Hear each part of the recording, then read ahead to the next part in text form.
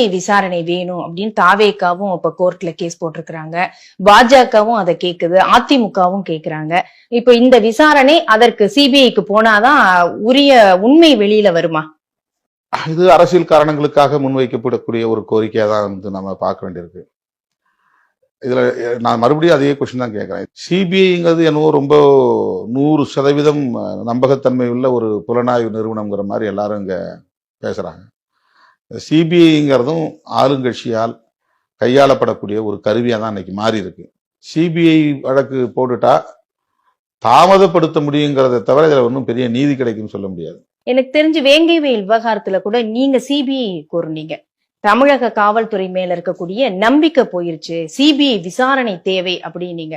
அது எந்த அடிப்படையில? அந்த தமிழ்நாடு காவல்துறையின் மீது நம்பிக்கை வைக்கல.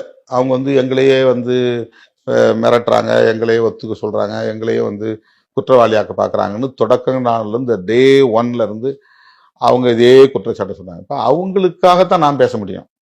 இல்ல தமிழ்நாடு போலீஸ் சிறப்பான போலீஸ், அவங்க சொல்றபடி நடந்துங்கன்னு நான் சொல்ல முடியாது. நாம கூட்டணியில இருக்கிறோம், அதனால ஆளுங்கட்சி கூட்டணியில இருக்கிறதுனால அவங்க சொல்றபடி நீங்க நடந்துங்க அப்படின்னு நான் மக்கள்கிட்ட சொல்ல முடியாது.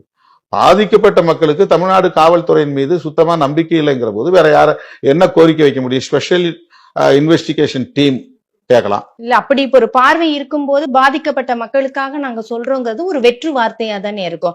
அப்ப அந்த இடத்துல பாஜகவுக்கும் பிசிகவுக்கும் என்ன அண்டர் கிரவுண்ட் டீலிங்கான வராது? அவங்களுக்கும் இந்த மாதிரி கரெக்ட். நீங்க உங்களுக்கு கொஸ்டின் கரெக்ட். திமுக போலீஸ் மேல நம்பிக்கை இல்லைன்னு இவங்க சிபிஐ கேட்கறாங்கன்னு. ஆனால் நான் கேட்கறது இதுல அரசியல் பண்றது கேட்கல, அவங்களுக்கு அரசியல் பண்ற நோக்கம் இருக்கு.